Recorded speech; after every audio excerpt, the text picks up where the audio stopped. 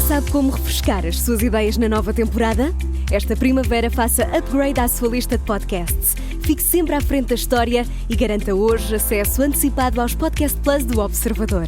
Agora, com 20€ de desconto. Assine em observador.pt.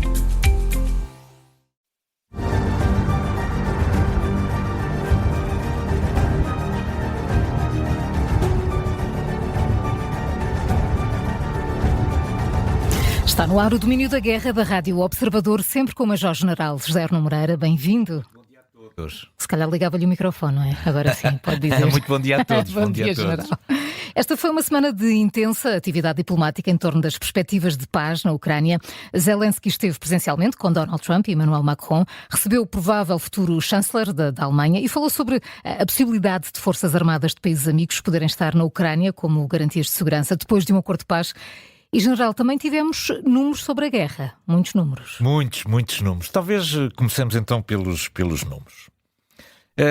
Tenho aqui alguns números que me parecem muito significativos para podermos ter também aspectos de comparação sobre como é que a guerra está a evoluir.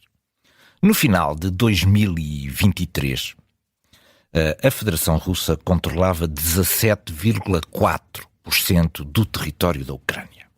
Um ano depois, controla 17,9% do território da Ucrânia. Portanto, durante este ano, acrescentou 0,5% do território da Ucrânia. Ainda assim, foi um avanço muito significativo quando comparado com os anos anteriores. De qualquer maneira, temos que ter consciência dos números a que estamos a falar. Passou de 17,4% para 17,9%, mas acelerou a progressão. Desde o início do ano, só na província de Donetsk, ganhou 1.800 km². Portanto, desde o início do ano. Mas desses 1.800, 1.000 km² foram ganhos em novembro. O que significa que houve um investimento brutal do ponto de vista militar na conquista de território em Donetsk. Aliás, temos assistido, não é? Esse intensificado dos ataques. Como é que estão as aquelas quatro regiões que a Federação Russa anexou constitucionalmente?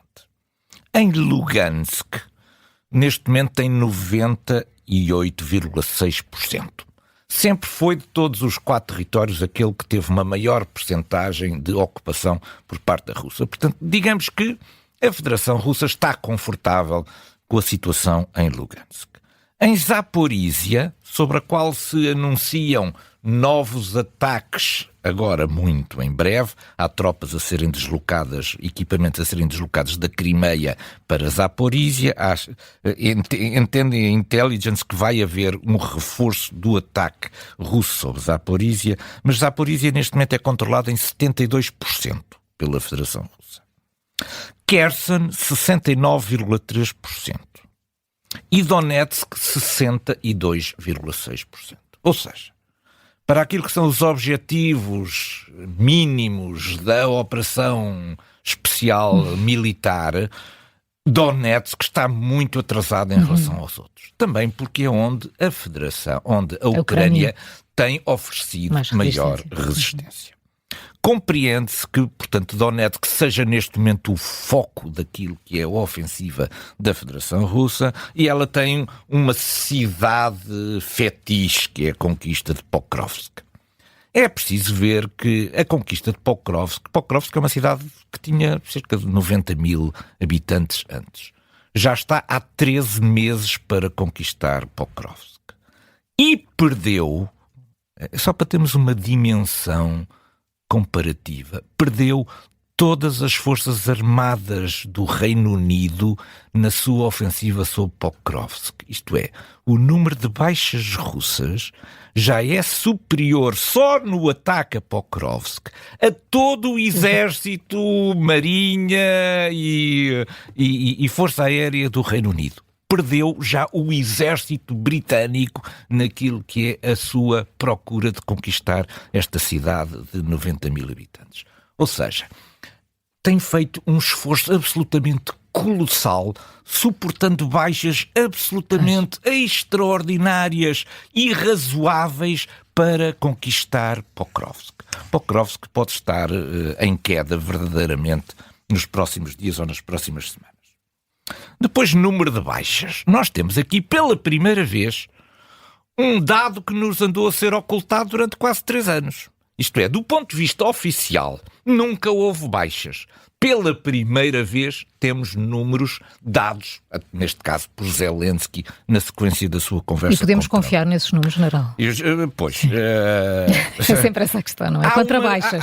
Há aqui uma questão que é o presidente que afirma estes números. Portanto, corre certamente riscos se eles estiverem muito distantes da realidade, não é? Portanto, já não se trata aqui de estimativas, é o presidente que diz foram estes e, portanto, enfim, dá maior credibilidade do que números que são avançados por fontes que a gente não conhece. Bom, Zelensky diz que houve 43 mil mortos e 370 mil feridos. Nós estaríamos à espera de mais, isto é, as estimativas que se vão fazer no Ocidente apontariam para mais do que 43 mil mortos e 370 mil feridos. No entanto, a verdade é que nestes números falta aqui também um outro número, é o número dos desaparecidos. Quer do ponto de vista da Ucrânia, quer do ponto de vista da Federação Russa, tem havido aqui alguma cautela relativamente ao número dos desaparecidos. Os desaparecidos podem estar mortos, podem ter sido presos, podem ter fugido. São pessoas sobre as quais se desconhece o paradeiro. Portanto, estes números, a mim, parecem-me talvez inferiores àquilo que seria, mas foram ditos pelo Presidente e, portanto, têm que merecer aqui maior credibilidade do que aqueles que são meramente estimativos. E estima que do lado russo tenha havido 600 mil baixas, das quais quase 200 mil mortos. Bom, parece-me credível, embora continuem a faltar aqui de um lado e do outro os desaparecidos. É de notar as proporções muito diferentes destes números. É que há um morto para cada 8 feridos na Ucrânia. Isto é, há muita gente ferida, mas não há muita gente morta. Enquanto que do lado russo há um morto para cada 3 feridos. Isto é, significa que a proporção é tremenda. De todas as baixas, há uma percentagem enorme de mortos. Mas isto tem a ver com as técnicas de combate que estão a ser utilizadas. A Federação Russa decidiu esquecer a questão dos números e investir brutalmente sobre Pokrovsk. Relativamente à parte política. Bom, o encontro com Trump foi uma belíssima ideia de Emmanuel Macron. Conseguiu puxar Trump para vir e sentar na mesma mesa aquilo que nós já gostaríamos de ter visto. Bom, Trump ainda não assumiu funções, não é? Também não podemos pedir muito. Mas já está a fazer mexer, essa Exatamente, mas Trump ainda não assumiu funções. Mas sentou-se pela primeira vez na mesma mesa, Trump, um representante da União Europeia e da Europa, Emmanuel Macron, e o representante da Ucrânia para falar sobre o tema Ucrânia. E isto já foi um passo de gigante graças a Emmanuel Macron. Eu julgo que Emmanuel Macron andou à procura de empatia aqui, mais do que encontrar soluções, até porque Trump também não se mostra muito disponível para mostrar as soluções. É muito opaco. Mas acho que foi mais tentar abrir aqui canais de comunicação entre as partes, no sentido de facilitar um diálogo que vai ter que certamente haver. Houve um pouco transpirou disto, o Trump não mostrou nenhum sinal de abdicar da sua ideia de que quer acabar muito rapidamente com a guerra na Ucrânia. Bom, depois houve também a questão das forças de forças aliadas poderem entrar na Ucrânia. Zelensky desconfia disto. E desconfia porquê? Desconfia porque estão-me, em vez de me deixar entrar na NATO, estão a pôr aqui forças, não é? Portanto, ele não é que a ideia não seja boa, mas ele gostava das duas. Isto é, ponham cá forças, mas não agora utiliza isso como desculpa para não me convidarem para entrar na NATO. E depois a visita de Friedrich Merz a Kiev. Quem o ouviu em Kiev ficou convencido que vai haver uma revolução no apoio da Alemanha à Ucrânia, nomeadamente até da autorização dos mísseis Taurus. Mas passados poucos dias, Merz deu uns passos atrás e diz que, claro que sim, Taurus sim, mas articulados de acordo com a posição britânica, francesa e americana. Um passo atrás em relação àquilo que tinham sido as declarações em Kiev. Vamos agora até ao Médio Oriente. Na passada sexta-feira, quando o domínio da guerra foi para o ar, as forças islâmicas rebeldes estavam nessa altura a envolver a cidade de Homs e 2 dias bastaram para que Damasco caísse sem resistência. Iniciou-se, entretanto, o processo de transição de poder e os vários atores sírios e internacionais procuram agora obter equilíbrios de poder que lhes sejam favoráveis. General, como é que está agora a Síria e o que é que podemos antecipar quanto ao seu futuro? Ainda se ouve o colapso, ainda estamos com aquele barulho do colapso tremendo em 11 dias de um regime que tinha 50 anos. Bom, portanto, este barulho do colapso ainda continua presente por aqui. Mas a Síria é neste momento, eu definiria, é um projeto político que está em construção.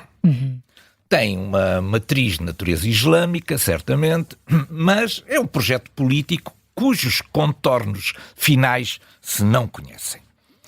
Na verdade, este é o terceiro projeto político. Este é o terceiro projeto político que se está a ensaiar na Síria desde a sua independência de facto, em 1946, quando o mandato francês terminou. E, portanto, o primeiro, que durou entre 46 e 1970, foi caracterizado pela falta de consensos, rebeliões, revoltas, golpes de Estado. Depois chegou o consenso não chegou, mas chegou a ditadura da família Assad durante 50 anos e, na verdade, foi um período muitíssimo complicado. Muitíssimo complicado porque a decisão foi de entregar o poder a uma minoria alauíta na Síria, a quem foram distribuídos os cargos de poder. Para todos os outros, o que houve foi repressão, brutalidade, tragédia, guerra civil, etc. Bom, esse foi o segundo projeto político. E agora estamos num terceiro projeto político que começou no dia 8 de dezembro, quando caiu Damasco, e que é encabeçado pelo HTS, o Hayat Tahrir al-Sham, e pelo seu líder al-Jolani, que, entretanto, ocuparam efetivamente o poder em Damasco. 3 considerações iniciais. Primeira consideração. Foi relativamente pacífica a transição do poder. Isto é, o facto de o primeiro-ministro cessante ter aceito continuar disponível para fazer a transição de pastas, ele, o seu gabinete, ministros, etc., foi extraordinariamente importante para haver aqui uma transição pacífica. Imagine-se o que seria agora de repente invadirem-se os ministérios, saquearem-se os ministérios, destruírem-se os documentos e ninguém saber em que ponto estamos. E, portanto, a transição pacífica é um ponto notável dentro do turbilhão todo que esta revolução está a acontecer. Segundo, foram chamar para primeiro-ministro interino Mohamed al-Bashir. Não é uma figura desconhecida, é uma pessoa com experiência de governo, porque ele era uma espécie do grande governador da região de Idlib, de onde vem o HTS. E, portanto, já tem experiência em moldar instituições, em construir pontes, etc. Este Mohamed al-Bashir é, portanto, uma pessoa com experiência, não é alguém que tenha caído do céu. Isto, naturalmente, que constitui também um fator importante neste período sempre muito conturbado das transições. E depois a Constituição está suspensa. Foi suspensa a Constituição e, portanto, nós não sabemos qual é a formatação deste tal projeto que eu chamei projeto político em construção. Estamos neste momento em lutas pelo poder, pela repartição eventual do poder, pela articulação daquilo que é necessário fazer e que a nova Constituição, certamente dará luzes sobre isto. Quais são os desafios? O primeiro desafio é que o HTS não domina todo o território. A sua grande preocupação era chegar a Damasco, porque nestas coisas, ser o primeiro a chegar à capital dá um enorme poder, é quem senta na cadeira do poder. Portanto, o HTS, a sua velocidade foi toda colocada na direção de Damasco. Portanto, o HTS ocupa o poder em Damasco, mas não ocupa o poder na Síria em todo lado. Portanto, há outras forças na Síria que têm poder e controlam território. Pois, isso é a questão. Portanto, agora, este é um problema. Portanto, os rebeldes apoiados pela Turquia querem também o seu espaço geográfico ali junto da fronteira com a Turquia, e as forças democráticas da Síria, sobretudo os curdos, querem também o seu lugar de autonomia, porque veem aqui também neste problema da Síria uma possibilidade, claro, de poderem vir a ter finalmente um Estado reconhecido internacionalmente, ou pelo menos uma região com uma autonomia administrativa tremenda. Ou seja, neste momento o tal projeto sírio, na verdade são 3 projetos. O primeiro projeto é o da Síria Unida. Isto implica violência. Isto implica que o HTS agora utilizasse o seu poder para ir contra as outras 2 autonomias que se desenham. O segundo projeto político tem a ver com uma Síria única, mas com regiões administrativas com um grau de autonomia muito grande. E o terceiro projeto da Síria é a Síria desaparece. É dividida aqui num conjunto de zonas de influência e cada um agora, o poder instalado em cada uma destas zonas de influência vai exercer esse poder nessa zona. Portanto, o que é o futuro da Síria neste momento está em projeto. Claro. E a grande luta neste momento é pela definição da futura Constituição da Síria. Por outro lado, o Estado Islâmico é outro desafio.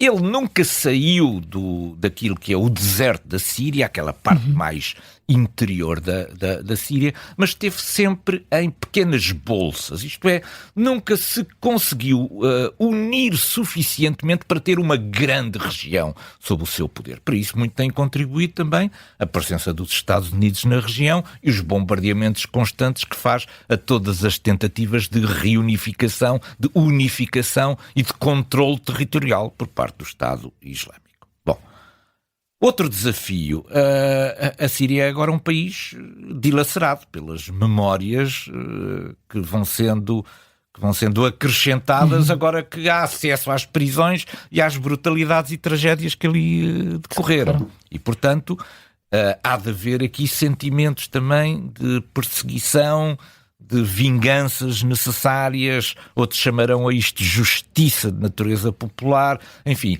vai haver aqui certamente um grau de enorme pressão e de descontentamento sobre aquilo que foi a administração. Agora, até onde é que vai? É um processo longo e até onde é que ele vai? Quer dizer, se ele destruir tudo o que era da administração, é o caos outra vez, como aconteceu no Iraque. Portanto, é preciso preservar aqui um determinado nível mínimo da administração que existia e das forças de segurança. Outra questão. Que dinheiro para isto? Quem vai pagar este... A Síria está falida, não é? A Síria está falida. É preciso... dinheiro para isto. O G7 já se manifestou disponível para ajudar a reconstrução.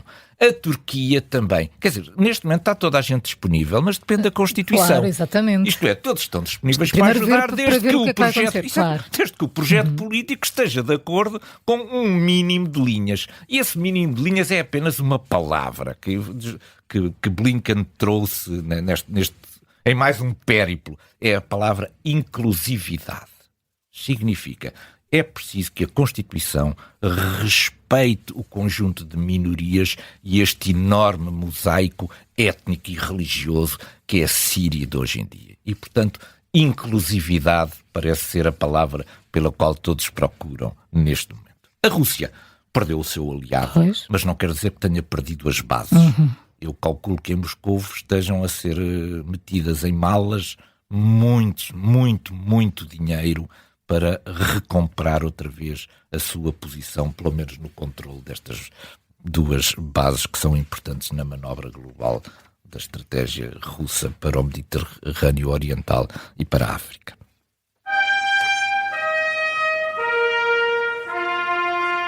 Hoje trazemos para a nossa cortina de fumo a reunião entre Putin e Lukashenko, em que foi prometida a colocação de mísseis Oreshnik na Bielorrússia. General Arno Moreira, isto é uma promessa de amor eterno ou é o estreitar de um abraço de urso? Os abraços de urso são sempre muito perigosos. Não sempre me parecem uma coisa e depois são outra. É por isso que nós incluímos isto hoje na nossa cortina de fumo. Ora bem, existe um Estado da União. Estado da União entre a Rússia e a Bielorrússia. Esta foi a grande arquitetura que Putin fez para estreitar o abraço do urso. Isto é, ir reduzindo progressivamente a autonomia estratégica e a capacidade de tomar decisões da Bielorrússia em relação à Rússia.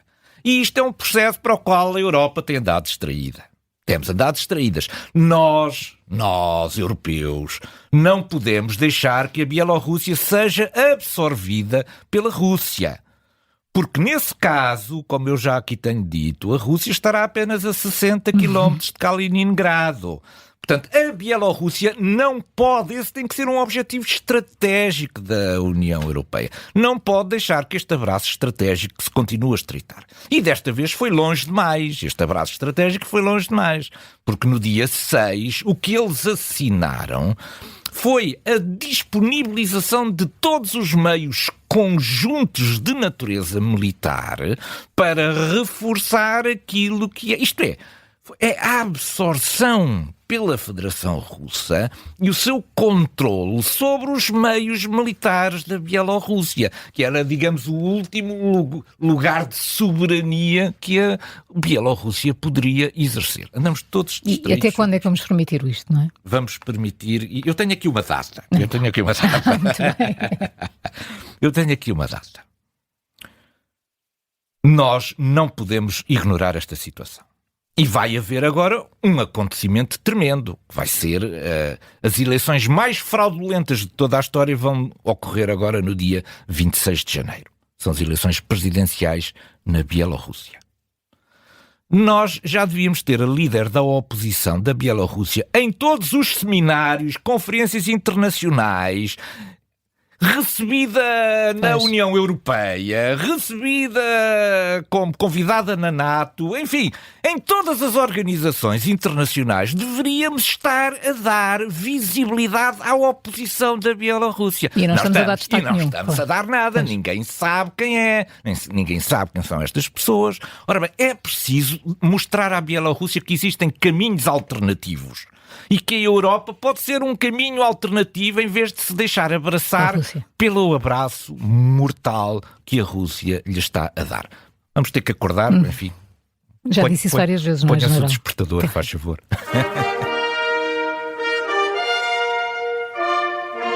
Esta semana colocamos um positivo ponto de mira sobre a reconstrução da Catedral Notre-Dame e sobre o simbolismo da sua reabertura depois dos incêndios que consumiu a cobertura em abril de 2019. General, o que é que importa destacar aqui? Aplausos. Pois é mesmo. Aplausos para Emmanuel, como se refere a ele, Zelensky, diz o Emmanuel. Aplausos para o Emmanuel. O Emmanuel conseguiu, para além de reabilitar Notre-Dame em menos de 5 anos, que era o que estava previsto, exatamente. Sem grandes fundos públicos, porque houve uma enorme contribuição de todo o mundo para ajudar a esta reconstrução, e conseguiu, antes de passados os 5 anos, produzir uma belíssima reconstrução de um monumento que é magnífico. Mas este monumento não é apenas magnífico, digamos, do ponto de vista das pedras que lá estão. É também do ponto de vista do simbolismo. Claro. E é o simbolismo da cristandade que está ali. E, portanto, ele conseguiu trazer para este simbolismo da cristandade também reunir aquilo que era todo o mundo ocidental que esteve ali presente em peso. E eu relembro aqui, eu sou muito provocador. Eu relembro aqui que a primeira vez que se falou em Europa, que se definiu a Europa, foi no século XVIII, no dicionário de Trevoux. Dizia basicamente o seguinte, isto hoje não se pode dizer, mas eu digo porque eu tenho uma liberdade de ação estratégica fantástica. A Europa é a sede da cristandade. Ui! A Europa é a sede da cristandade. Dicionário de Trevaux no século XVIII. Abraço e palmas ao Emanuel. Ao Emanuel. General Arnaud Moreira, obrigada por mais um Minuto da Guerra. É sempre. Muito obrigada, igualmente.